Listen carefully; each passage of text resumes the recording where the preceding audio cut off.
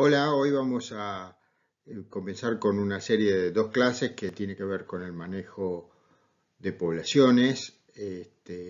Específicamente hoy nos vamos a concentrar en especies amenazadas, pero sobre todo en presentar una serie de marcos conceptuales a partir de los cuales eh, generamos estas acciones de manejo en relación con poblaciones, animales o vegetales. Las poblaciones que vamos a querer manejar corresponden obviamente a distintas especies, pero sobre todo corresponden a poblaciones que queremos manejar con distintos objetivos. En algunos casos queremos que no se pierdan, que no se extingan local o globalmente esas poblaciones. En otros casos lo que queremos es que disminuyan o desaparezcan. Y en otros casos las queremos aprovechar. Muchos de los marcos conceptuales, básicamente todos los marcos conceptuales que vamos a discutir, se aplican para cualquiera de estos manejos, para especies amenazadas, para plagas o para especies que queremos aprovechar. Lo que buscamos es maximizar o minimizar distintas cosas. Hice una lista de algunos de los marcos conceptuales que, se acuerdan, habíamos definido en la primera clase. Santiago lo presentó,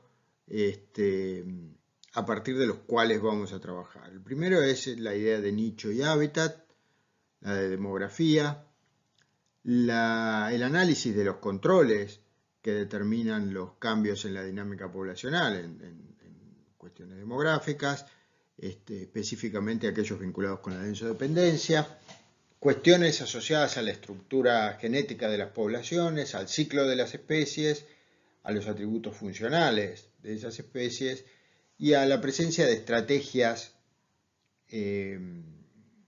como por ejemplo las estrategias R y K que ustedes vieron en algunos cursos. En realidad, todos estos conceptos ya fueron desarrollados en otros cursos que ustedes tomaron.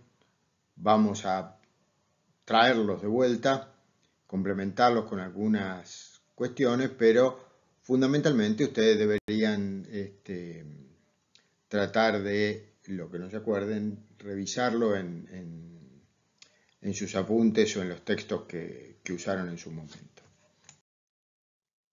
Queríamos, como esta clase se va a centrar en manejo de poblaciones amenazadas, aquellas que están en peligro de extinción, quería traer a colación este libro escrito por Jiménez y Miguel Delibes. Miguel Delibes es un querido amigo y probablemente el biólogo de la conservación más importante en España, y que es un libro muy lindo para leer, está muy bien escrito. Miguel Delibes es el hijo de Miguel Delibes.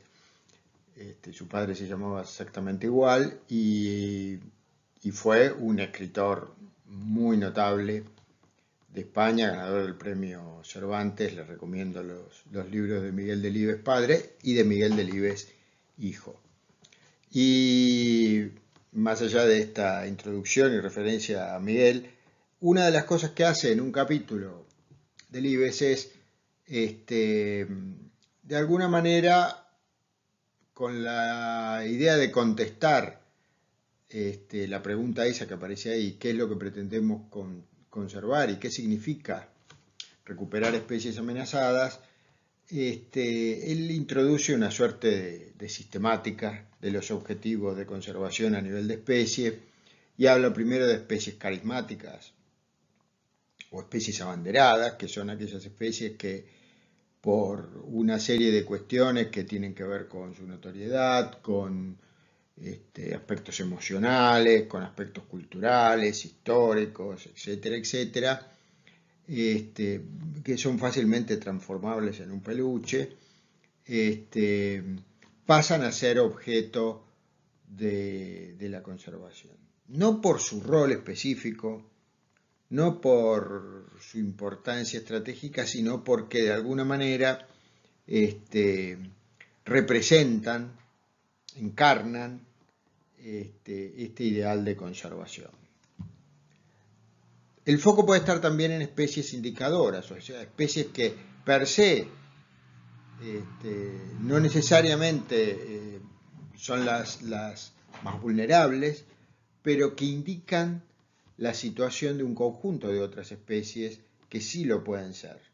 Y usamos esas especies porque son fácilmente observables, sus señales, sus signos o la población, y es particularmente rápida su respuesta a algún tipo de perturbación que ocurra en el sistema. También la conservación puede poner foco en la conservación, justamente en especies claves, o sea, esas que llamamos en inglés keystone species. El ejemplo, son especies que muchas veces tienen un rol de especies ingenieras, o sea, son capaces de modificar de una manera el hábitat muy profunda. La especie emblemática en estos casos que siempre uno pone es el castor, en el hemisferio norte, donde es originaria, que construye, es clave esa especie para la existencia de ese tipo de ecosistemas que involucran los diques, un plan de inundación, etcétera, etcétera. Y por último habla de las especies paraguas, o sea, aquellas especies que por su ubicación en la pirámide trófica, por el papel que juegan, al conservarlas estamos preservando todo el ecosistema. Y generalmente ocurre eso con los grandes depredadores. El yaguareté en Argentina, la conservación implica preservar el bosque, implica preservar las especies presa del yaguareté y bueno, el otro ejemplo que ponía era el lince ibérico, que es la especie más amenazada de felinos en el mundo, que es de por sí un taxa muy amenazado, y en la que trabajaba mucho Miguel Delibes, y que de alguna manera la conservación del lince, necesariamente implica la preservación de su principal presa, casi su exclusiva presa, que es el conejo, y del matorral en el cual el conejo vive. A veces las especies paraguas son también especies abanderadas, son a su vez especies indicadoras, o sea, pueden jugar distintos roles. Les decía que para enfocar esta tarea de construir acciones de manejo que preserven especies abanderadas, paraguas, indicadoras o lo que sea, necesitamos recurrir a una serie de modelos conceptuales que nos ayuden a primero entender y después a operar sobre estos sistemas. Y el primero de esos conceptos es el concepto de nicho y de hábitat. Ustedes el concepto de nicho y de hábitat también lo vieron en ecología. Una de las cosas que surge cuando uno estudia esto es que hay muchas definiciones dando vuelta. Nos vamos a concentrar en la que Soberón, en el texto que ustedes tenían para leer, propone como alternativa operativa, que era hablar de nicho como el conjunto de valores de las variables ambientales en el área de distribución de una determinada especie. Y es un concepto que es una definición que tiene un atractivo muy importante, que justamente destaca Soberón, que es operativa, la podemos usar fácilmente. Tiene críticas, uno puede decir, bueno, puede haber condiciones en las cuales esa especie puede crecer y puede crecer mejor, que están fuera del área de distribución actual de esa especie. A lo mejor en otros lugares le va inclusive mejor. Sí, eso es posible, pero no podemos acceder a esa información, o sea, pasa a estar fuera del rango de aprehensión que nosotros podemos tener, de aprender ese conocimiento o esa relación. una cosa importante que ustedes ya vieron es que no hay que confundir gordura con hinchazón ni nicho con hábitat. El nicho es una cosa distinta que el hábitat, que el biotopo o que el área de distribución. Y ahí cuando Soberón habla de estas cosas recurre a la letra E de environment y a la letra G de geográfico para denotar de qué está hablando. O sea, de un espacio ambiental en donde las coordenadas quedan definidas por variables ambientales y un espacio geográfico en donde quedan definidas por latitud y longitud. Ustedes ya vieron que el nicho de una especie puede ser caracterizado, de varias especies, puede ser caracterizado a partir de una dimensión, en este caso, fíjense, un montón de especies vegetales que crecen a lo largo de un gradiente altitudinal en una zona montañosa y que tienen un rango de tolerancia o un rango de requerimientos de niveles de temperatura que obviamente aumentan a medida que uno desciende de la montaña o disminuye a medida que asciende a la montaña. El citrus tiene un rango que empieza en 15, en cambio este pinus casi que termina en 15. Tienen un grado de superposición de sus nichos muy bajos, lo cual no quiere decir que no puedan compartir el espacio geográfico. O sea, que superpongan los nichos no quiere decir que están en el mismo lugar. Quiere decir que las condiciones ambientales en las cuales puede crecer, reproducir, tener una tasa de crecimiento positiva, tienen un grado de solapamiento. Por supuesto que esto lo podemos ampliar a más dimensiones. En este caso hay un ejemplo de un nicho bidimensional.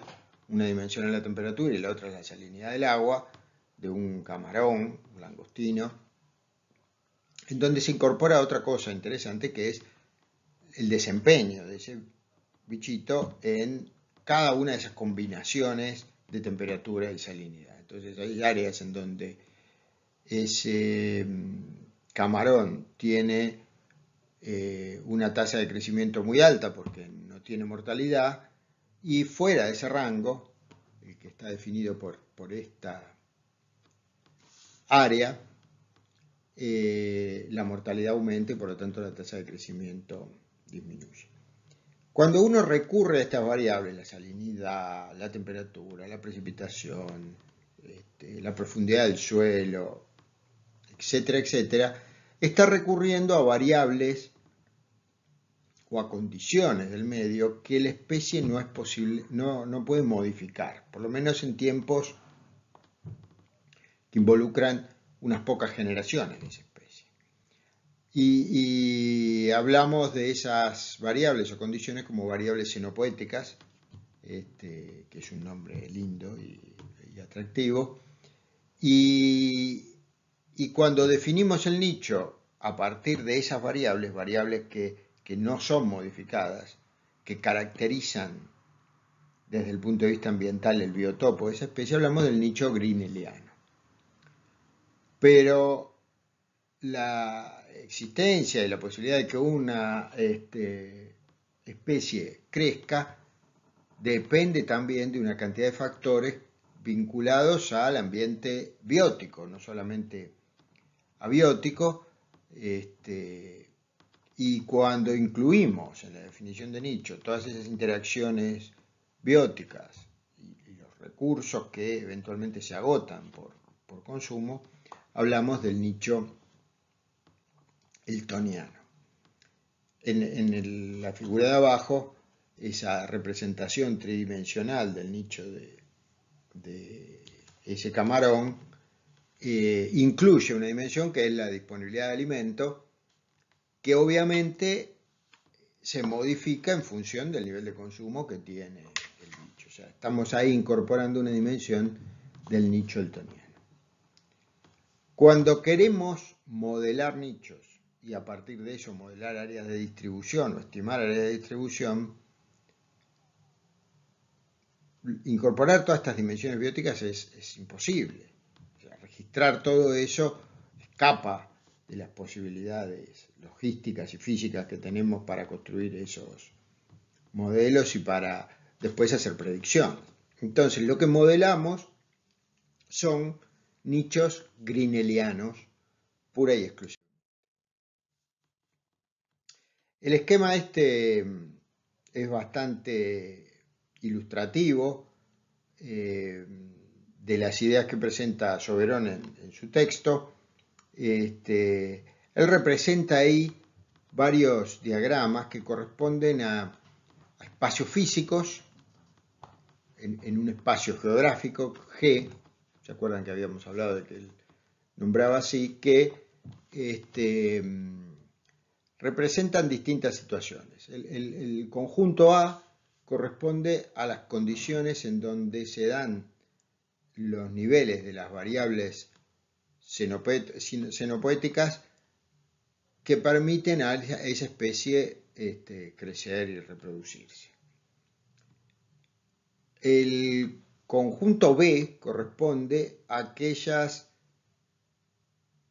situaciones geográficas en donde las interacciones bióticas, la presencia de un organismo simbionte, un nivel de depredación que sea compatible con su existencia, la ausencia de parásitos, etcétera, etcétera, todo aquello que conforma el ambiente biótico puede existir.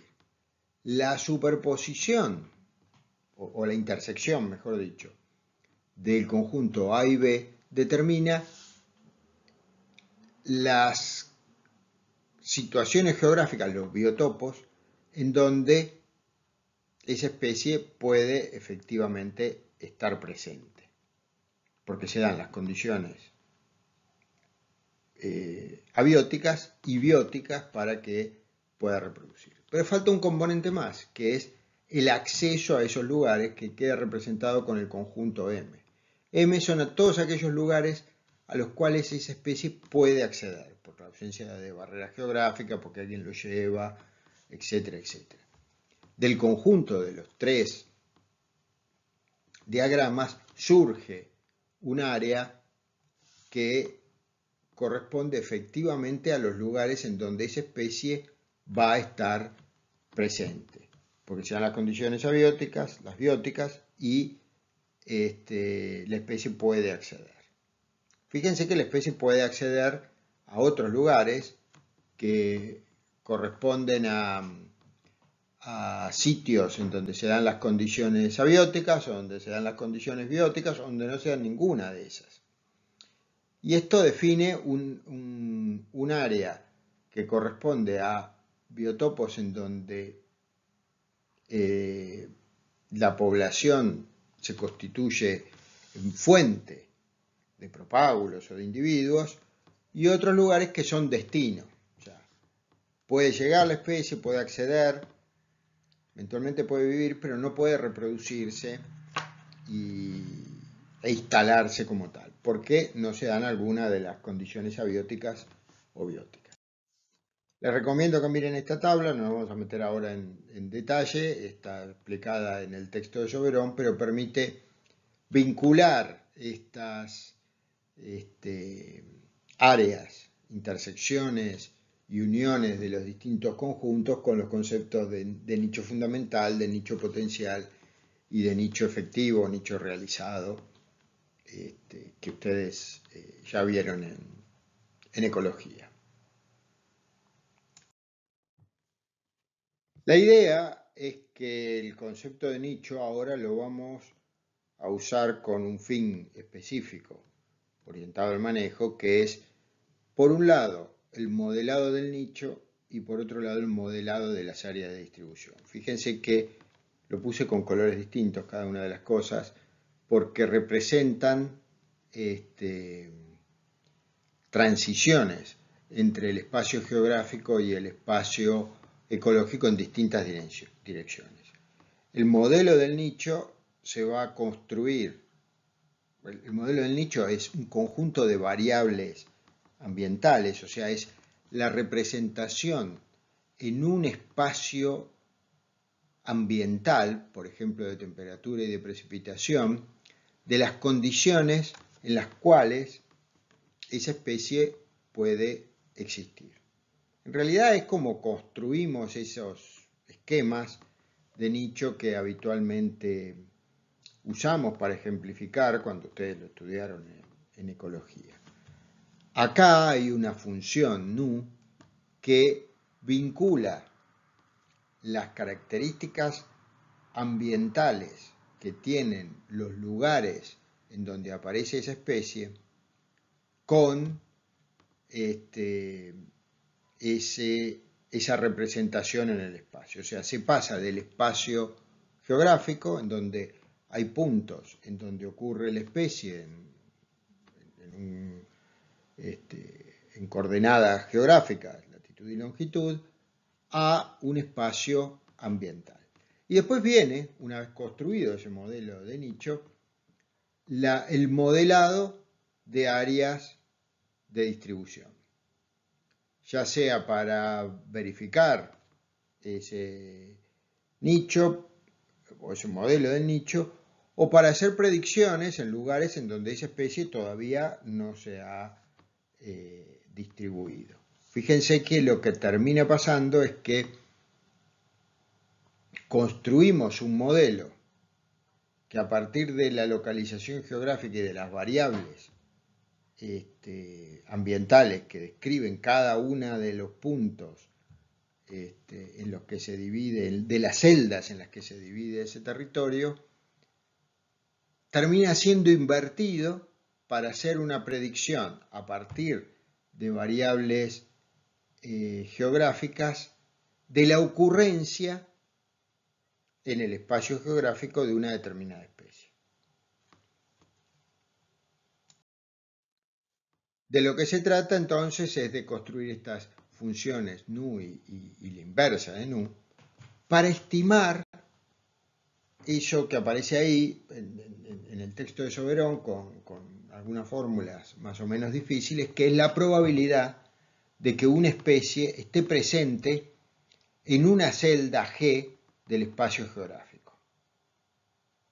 Y esa probabilidad la voy a calcular a partir del modelo que yo construí y que describe la relación entre la ocurrencia de la especie y una serie de variables ambientales. O sea, de ese modelo de nicho que está representado en un espacio ambiental.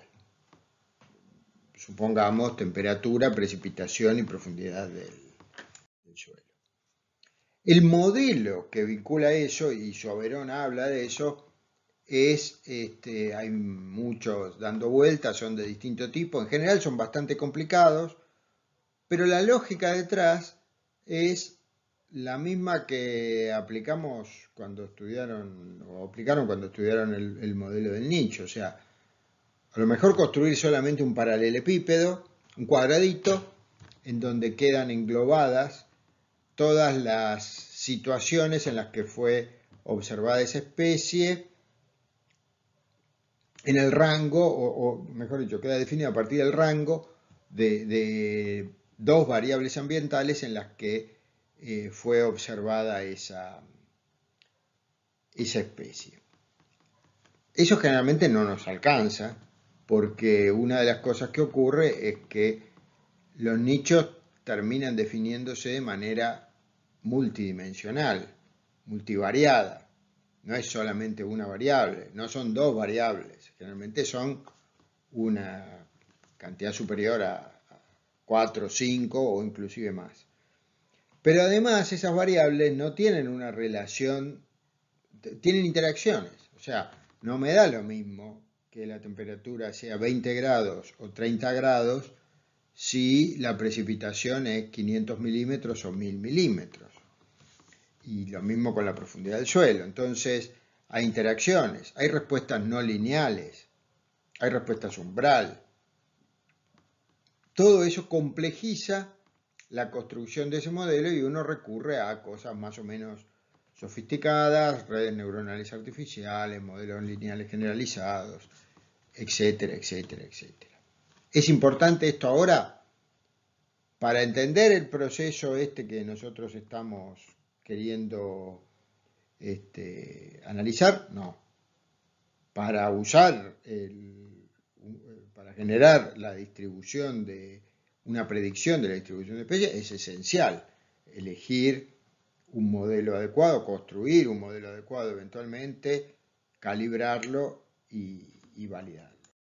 Este esquema resume un poco ese proceso, o sea, lo primero, empezando desde la izquierda, es construir una base de datos del territorio en donde se va a estudiar la distribución de una especie a partir de la mayor cantidad posible de variables ambientales posibles y relacionadas con la distribución de la especie.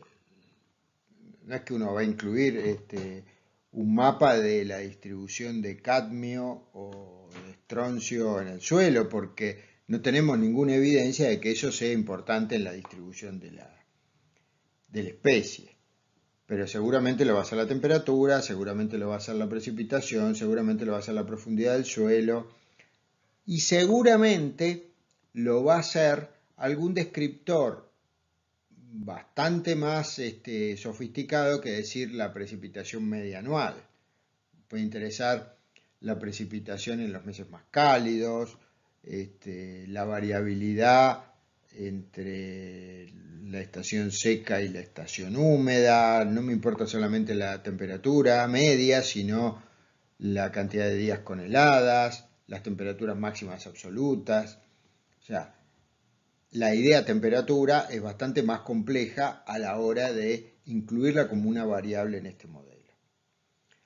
Para incluir estas variables, como de lo que estamos hablando es de distribución geográfica, lo que tiene que pasar es que tenemos que incorporarlas en un sistema de información geográfico. Y las vamos a incorporar generalmente como matrices, como una grilla, en donde cada elemento de esa grilla, una celda de esa grilla, pasa a estar representado por un vector de descriptores ambientales. O sea, cada celda es un vector. O si quieren, tienen varias capas que corresponden a cada una de las variables que uno seleccionó. ¿Cuál es la otra pieza de información esencial? La distribución de las especies. O sea, si en la celda esa, que supongamos tiene 10 kilómetros por 10 kilómetros o 50 kilómetros por 50 kilómetros, esa especie está presente o no está presente. Y ahí aparece una discusión muy interesante porque la posibilidad de construir esos modelos que estimen la probabilidad de ocurrencia, el tipo de modelo a usar, va a depender de los datos de los que se disponga. Es distinto tener datos de presencia y de ausencia, o sea, uno registró que la especie no está, que tener datos de presencia solamente. O sea, datos que surgen de un relevamiento exhaustivo de todas las celdas o datos que recogen observaciones ocasionales de la presencia de la especie. Y eso determina que se recurra a un proceso de modelado ligeramente distinto. Con esa información se pasa a esta etapa que es la de construcción de un modelo. Y uno puede adaptar modelos que ya existen o construir uno nuevo. En cualquiera de los casos, lo que tiene que pasar es que ese modelo debe ser calibrado. O sea, tienen que calcularse los parámetros que determinan las salidas de ese modelo para la situación específica, la especie, las condiciones geográficas, etcétera, etcétera, que se esté considerando. Cuando uno completa ese proceso de calibración, hay todavía otro paso muy importante a dar antes de poder usarlo, que es evaluarlo contra datos independientes a los usados para la calibración. O sea, si uno está estudiando una región, debería sacar de el proceso de calibración, una parte de ese área, y reservarla para poder después evaluar el comportamiento del modelo con datos independientes, y no hacerse trampa al solitario usando los mismos datos que usó para calibrarlo. Cuando uno tiene eso listo, puede usar el modelo y puede usar el modelo para hacer predicciones. Y ahora vamos a ver para qué queremos hacer, eventualmente para qué queremos hacer predicciones. Una de las posibles resultados de correr el modelo, y justamente en la etapa de evaluación, queda representado en esta figurita que tomé del texto ese que les cito ahí abajo, en donde se representa en el espacio geográfico, latitud y longitud, el área de distribución posta de esa especie, donde efectivamente está, que es el área gris, el área de distribución que predice el modelo, con el proceso que se hizo, y los puntos con los cuales voy a evaluar el modelo. Y ahí lo que pone en evidencia es algo que ustedes ya aprendieron en modelo de simulación y en SIG, cartografía y teledetección, que es identificar los aciertos y los errores y los distintos tipos de aciertos y de errores. Y ahí habla de positivos verdaderos, de positivos falsos, de negativos verdaderos y de negativos falsos. Con eso uno construye, en este caso podría, por ejemplo, construir una matriz de contingencia y calcular la precisión que alcanza este modelo, como hicieron con una clasificación de usos del suelo en SIG, cartografía y teledetección. ¿Para qué usamos estos modelos? ¿Para qué construimos modelos de nicho y después modelos de áreas de distribución? Para muchas cosas. Les voy a mostrar tres casos. Uno, que está en uno de los capítulos, el capítulo 2, creo, del libro de Townsend, de Ecological Applications, es para evaluar las posibles áreas de invasión de especies. Ahí hay 4 filas que corresponden a 4 especies distintas que tienen su área de distribución en Asia o en Eurasia. Corresponde a la primera de las columnas. Y ahí hay un mapa de la distribución actual de esa especie. La intensidad del gris mide la probabilidad de ocurrencia en su área original de distribución. Eso implicó construir un modelo de nicho, o sea, con las observaciones, que no sé cuáles serían en ese caso, tratar de entender cuáles son las dimensiones ambientales, los rangos, las interacciones, las relaciones funcionales entre la ocurrencia y entre la probabilidad de ocurrencia y el nivel de la variable, y construir esos modelos de distribución. Se supone que esos modelos deberían haber sido evaluados. Con eso, y considerando que esas 4 especies tienen un comportamiento potencialmente invasor, puedo evaluar cuáles son las áreas en donde esas especies podrían instalarse, podrían constituirse en un problema como invasoras, y también tener una idea de la probabilidad de que eso ocurra. Por ejemplo, en el caso de la primera especie, que tiene una distribución en el sudeste asiático, parece que tanto California como buena parte de México y la parte sudeste de Estados Unidos son áreas susceptibles de ser invadidas. En cambio, esta, que tiene una distribución euroasiática y africana también muy amplia, tiene un potencial de invasión prácticamente en toda Norteamérica.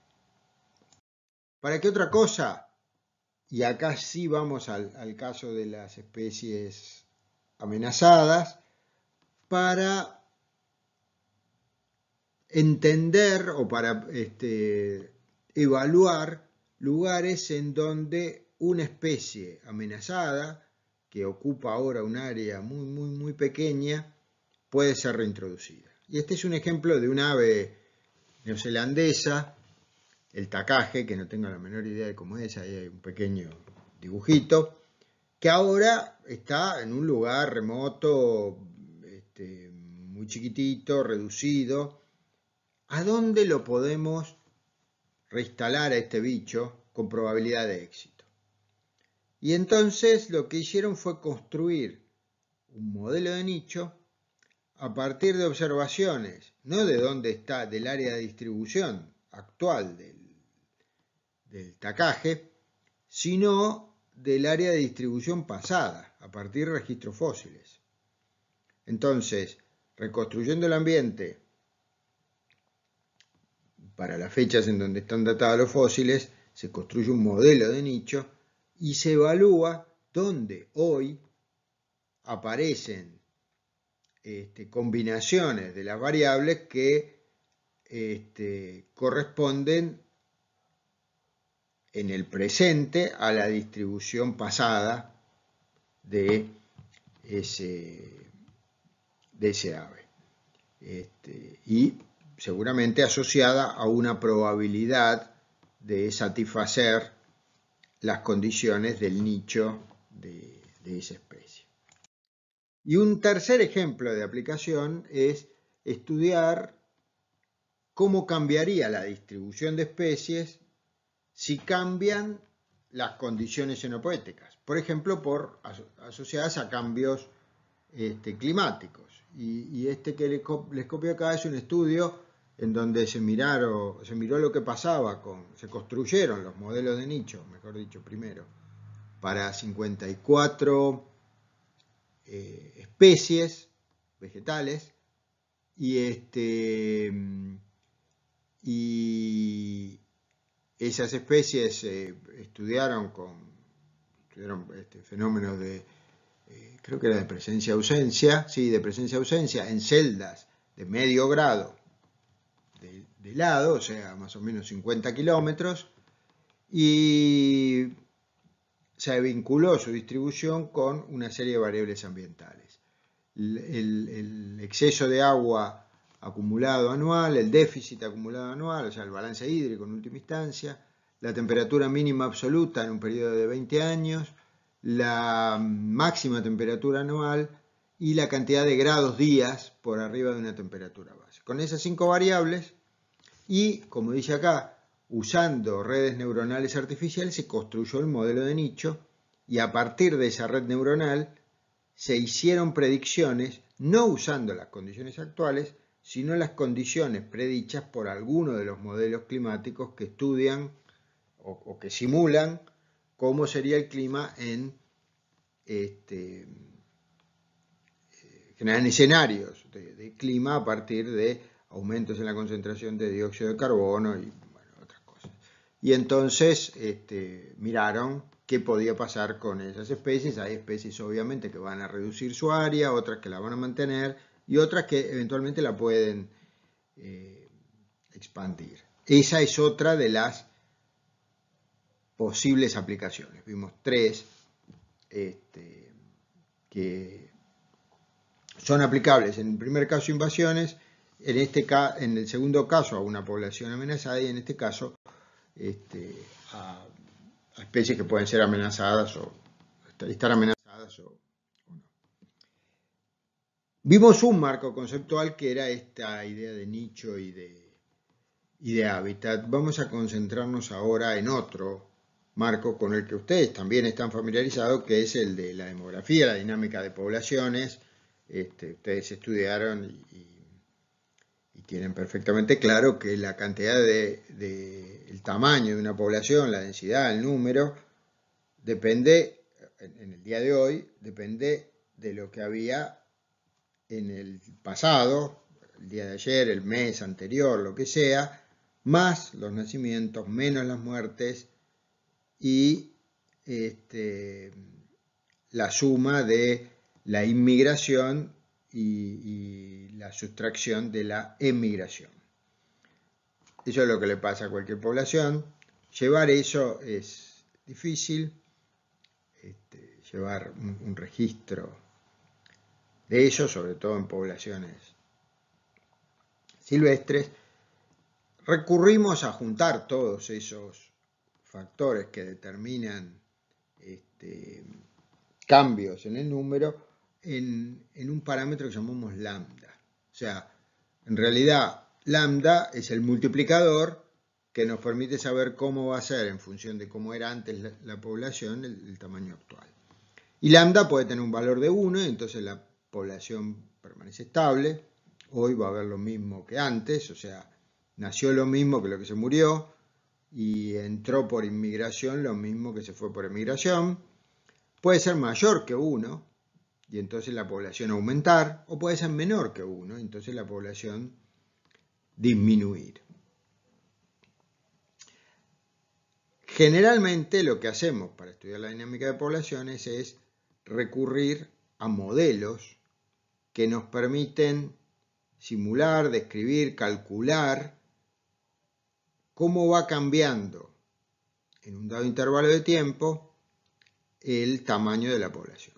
O sea, el delta n, o sea, el cambio en el número de individuos en un dado intervalo de tiempo, el delta t, y ahí podemos usar muchos modelos. Este les resulta familiar porque es el modelo logístico que estudiaron en ecología, en donde el tamaño, el crecimiento de la población depende de la tasa intrínseca de crecimiento, del tamaño de la población en ese momento y de un multiplicador que da cuenta de la densodependencia y que toma en cuenta cuán lejos está el tamaño poblacional de lo que llamamos la capacidad de carga acá.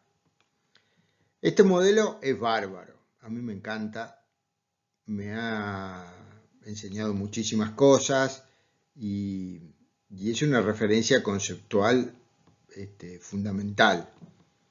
Pero los supuestos en los que se basa y parte de su atractivo, que es la simplicidad, lo hacen problemático para usarlo en situaciones reales. O sea, los supuestos tienen que ver que la reproducción es continua, que todos los individuos se reproducen igual y se mueren igual, bueno, etcétera, etcétera. Ustedes las discutieron en el curso de ecología. Y por eso recurrimos a modelos un poco más complejos. El siguiente escalón es el uso de lo que se llaman modelos poblacionales matriciales, tablas de vida, matriz de Leslie, que buscan, primero, que lo encaran de una manera un poquito distinta al modelo logístico y que buscan remover un supuesto muy importante, que es que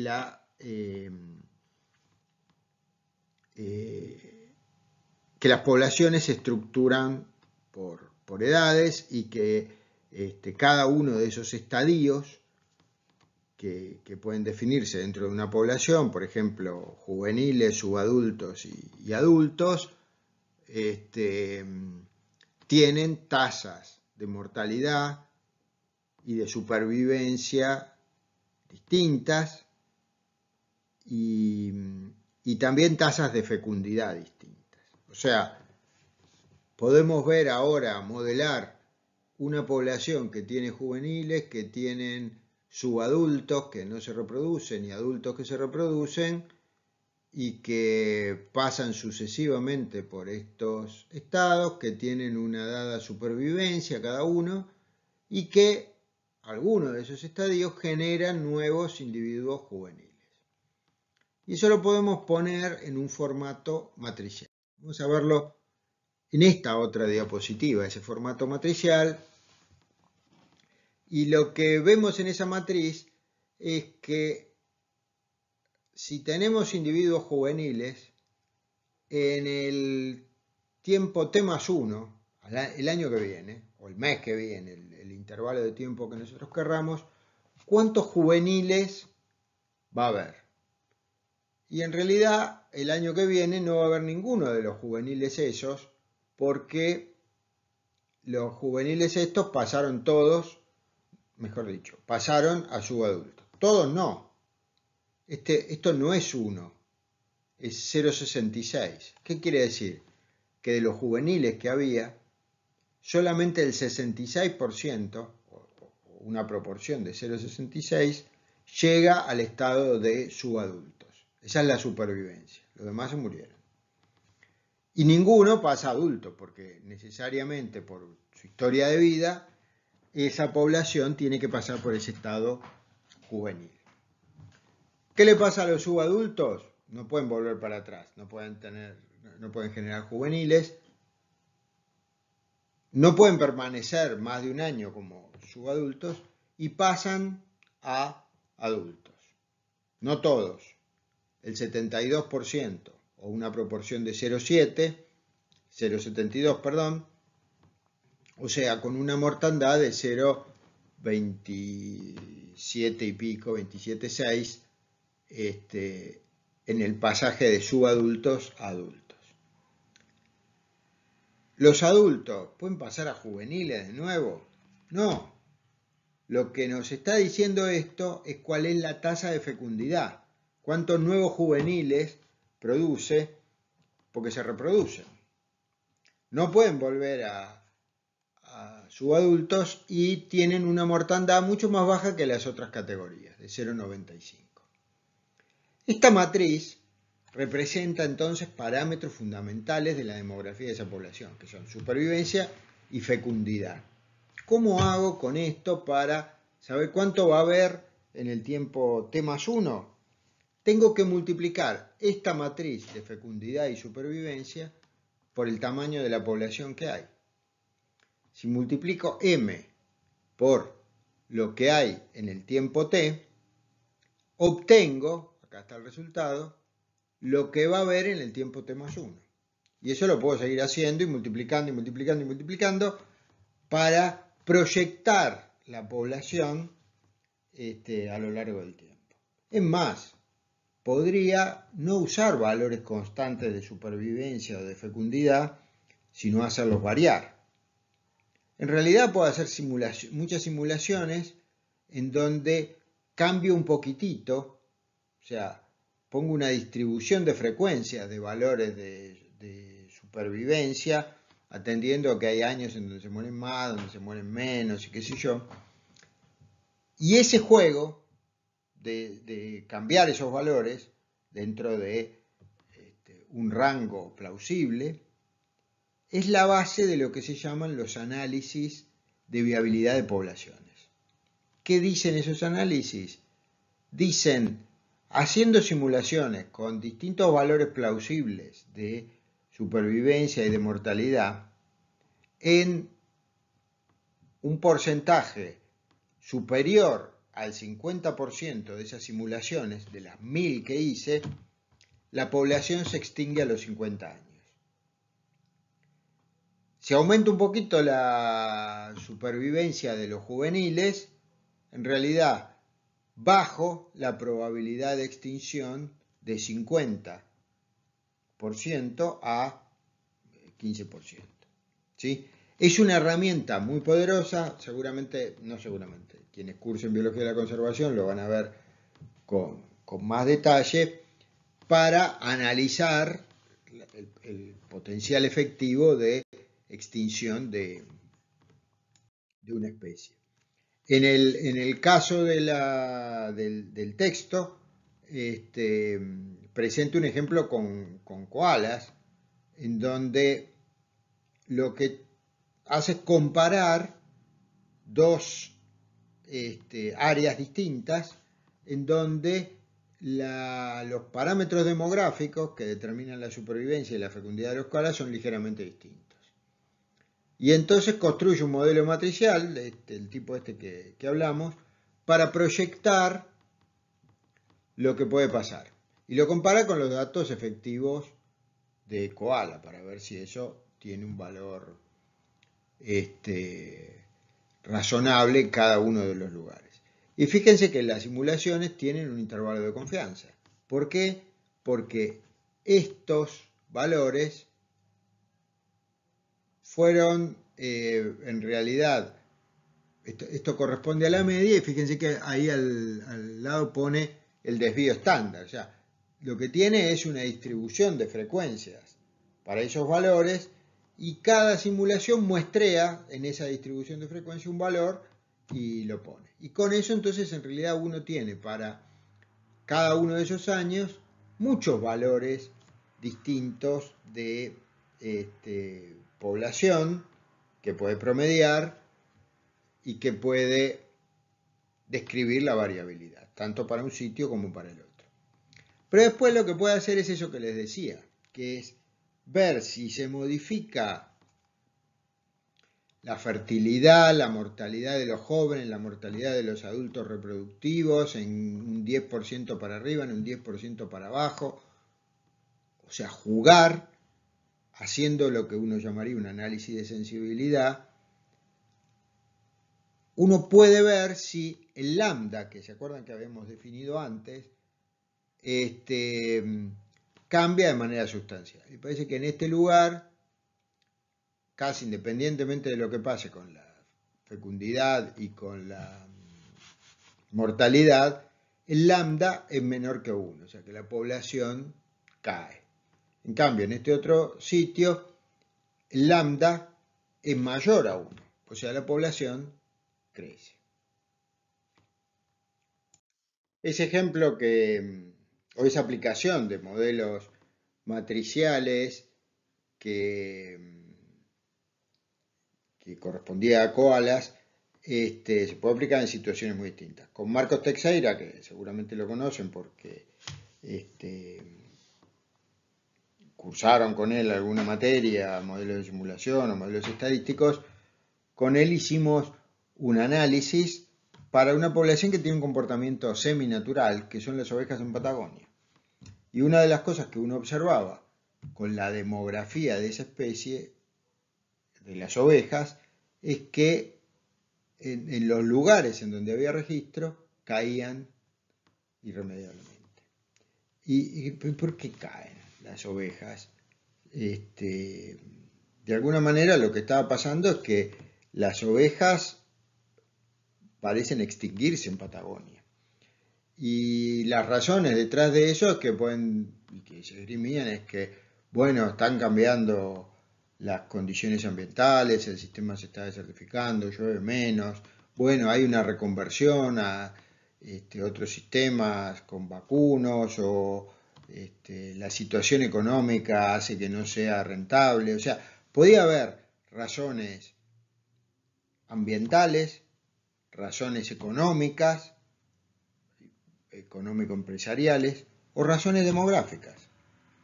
Y entonces lo que hicimos con Marcos fue construir un modelo que tiene la misma estructura del que les mostré antes, o sea, también tiene una estructura similar al que les mostré antes, y permite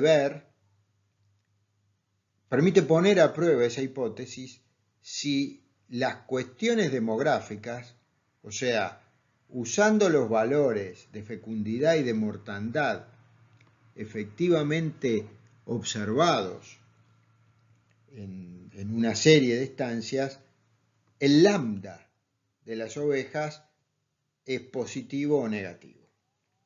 Y con el modelo uno puede construir este gráfico. Fíjense que es un gráfico que en realidad es de 3 dimensiones, porque cada una de estas son las líneas que cruzan, son isolíneas en donde se da un mismo valor de lambda. Por ejemplo, esta línea gruesa es la combinación de valores de supervivencia de ovejas y de fecundidad de ovejas, en donde la tasa de crecimiento, el lambda, o sea, la tasa de crecimiento poblacional, es 1, o sea, se mantiene. Los que están por abajo tienen un lambda superior y los que están por debajo tienen un lambda inferior. O sea, en todas estas condiciones la población se va por abajo. Y efectivamente era lo que pasaba, que las razones que justifican o que explican, mejor dicho, la caída de los stocks ganaderos en Patagonia son fundamentalmente demográficas.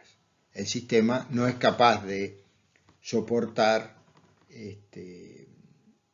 esas cargas ganaderas o esos sistemas de producción, por lo menos en parte de las áreas. Tercer modelo o marco conceptual, perdón, hablamos de nicho y hábitat, hablamos de dinámica poblacional.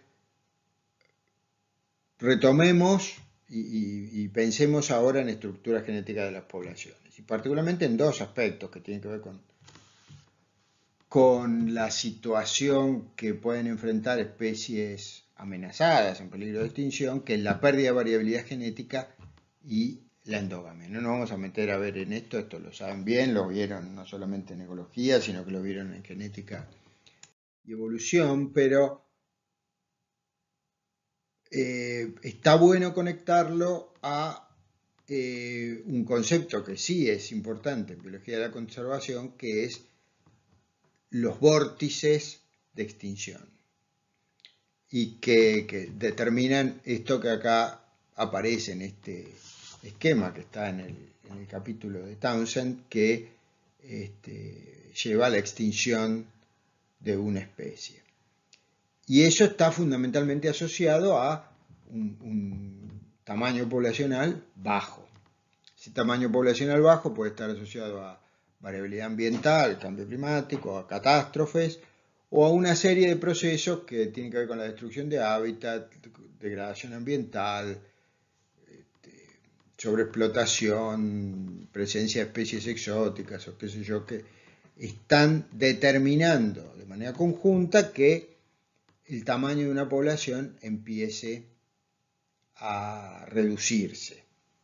Cuando el tamaño de la población se reduce, empiezan a operar otros mecanismos. Por ejemplo, fenómenos de deriva génica que disminuyen el grado de ajuste de esa especie, depresión asociada a endogamia, fragmentación de la población, mayor variación demográfica, y todos estos factores, los demográficos y los genéticos, actúan juntos en potenciar los riesgos de extinción asociados a estos tamaños poblacionales pequeños, ¿sí?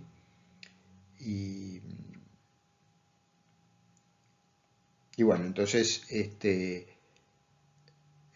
este esquema y en esta idea de vórtices de extinción conjugamos los efectos asociados a factores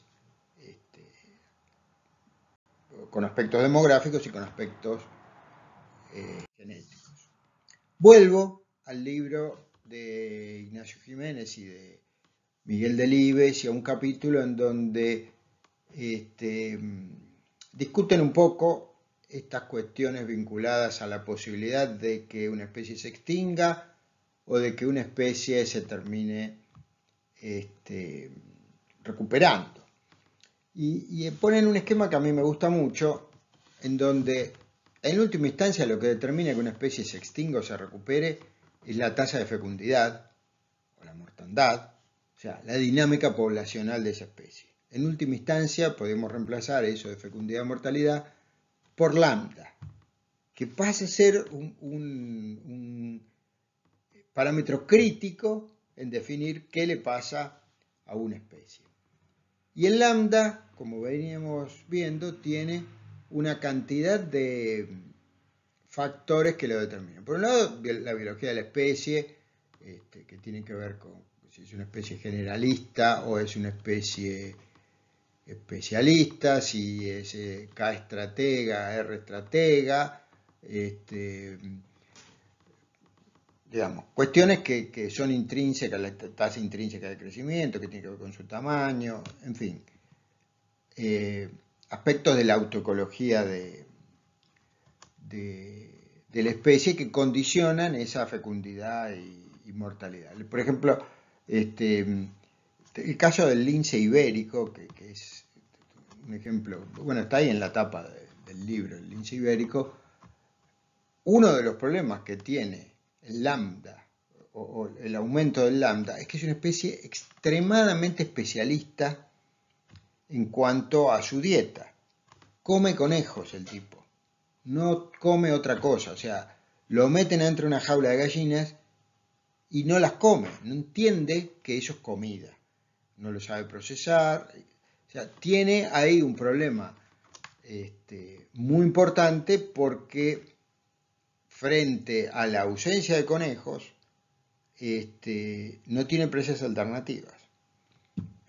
Por otro lado, para determinar el lambda, la fecundidad, hay amenazas inmediatas, un poco las que aparecían en el esquema anterior. Algunos que son determinísticos, o sea, la pérdida y la fragmentación del hábitat, la sobreexplotación, la mortalidad directa por enfermedades, porque atropellan al lince, al jaguareté, porque se introdujo un virus del conejo y entonces mató toda la población de conejos, y que cuando operan esos factores determinísticos después aparecen otros factores estocásticos que producen la deriva génica y en última instancia esos vórtices de extinción. Pero lo que rescato acá es que detrás de eso hay factores que tienen que ver con la sociedad, con la percepción y las actitudes y el interés que tiene la sociedad por esa especie en particular, y eso hay que mirarlo tanto en el ámbito local como regional, nacional o global, por campañas que se generen, la comunicación que se hace de esos, de los peligros a los que está sometida la especie, de la puja que hay entre actores que perciben de manera distinta el problema de la conservación, ¿no? En general con los grandes carnívoros hay algunos que quieren que se extingan, porque hay una disputa muy grande entre ganaderos y conservacionistas en relación con los lobos, con los pumas, con los jaguaretés y con los leones, supongo que también, que determinan eso. Hay factores que están asociados a patrones de consumo, a intereses económicos que influyen en determinar el nivel de amenazas directas. Y una cosa interesante es que hay una flecha que va de la biología de la especie a esos factores provenientes de la sociedad. O sea, según la especie que vas a conservar, la actitud cambia. Uno puede decir que se extinga cualquier especie es una macana, pero la actitud que la sociedad tiene en torno de la extinción de una especie es distinta según qué especie sea. Si lo ponemos en términos maniqueos, la actitud depende de cuán peluchable, o sea, cuán posible es de transformar en un peluche una especie. O sea, probablemente nadie ponga mucho énfasis, ni plata, en conservar una rata o un artrópodo en términos generales, y si lo ponga en términos de conservar el panda. Hay consideraciones acerca de qué rol como paraguas juega uno y otro, en fin, toda una cantidad de cosas, pero en buena medida los mamíferos grandes tienen mayores posibilidades de generar emociones y actitudes positivas dentro de la sociedad. Y después hay una cantidad de factores que están asociados al trabajo de los licenciados en ciencias ambientales, o sea, cómo se integra la investigación, lo que se conoce de esa especie, los modelos, esto que hay que construir, con la gestión, con tomar medidas en concreto, cómo se genera un marco legal y un marco administrativo que define efectivamente que esta especie está amenazada y que su caza o su captura tiene tal o cual pena, y que eso desde el punto administrativo se controla de tal o cual manera las estructuras organizativas que determinan que esas cosas se puedan llevar adelante, el grado de entrenamiento y de conocimiento que tienen quienes operan, o sea, para poder efectivamente controlar, monitorear qué es lo que está pasando con una población, se tiene que poder reconocer a esa especie, y eso parece un perogrullo, pero hay que ver si en el campo está o no está. O sea, por ejemplo, en el caso del, vuelvo al lince ibérico porque me ha contado mucho Miguel de estas cosas, no se ve el lince. Y uno tiene que recurrir a esas señales que quienes cursaron relevamiento de recursos naturales a lo mejor vieron que hay que ver las deposiciones, hay que ver huellas, y eso requiere un nivel de entrenamiento muy importante y una disponibilidad, por ejemplo, para poder identificar si hay o no hay lince, hay que colectar bostas de carnívoros y hacer un PCR, porque no sabés si es de un gato montés, si es de no sé qué otra cosa. Entonces, el nivel de entrenamiento y la sofisticación técnica influye en qué medida se pueden monitorear los cambios poblacionales y cómo las amenazas efectivamente impactan sobre esa dinámica poblacional. Para terminar, una cosa importante es que los factores determinísticos ocurren a lo largo de todo el proceso que lleva a que una especie pase de estar en buenas condiciones a estar extinta, o sea, la fragmentación del hábitat, la sobreexplotación, todos esos factores operan de manera continua desde la población saludable a una que empieza a estar amenazada, a una que se sigue fragmentando y se genera una metapoblación que empieza a estar en peligro más inminente de extinción hasta que llegan a poblaciones relictos en donde los vórtices, esos de los que hablábamos, pueden operar de manera muy distinta. Entonces los factores estocásticos pasan a operar de manera mucho más importante en esas etapas finales del proceso. Vamos a seguir hablando de dinámica de poblaciones en el próximo video, en la próxima clase, y nos vemos y seguimos esta discusión en clase. Chao.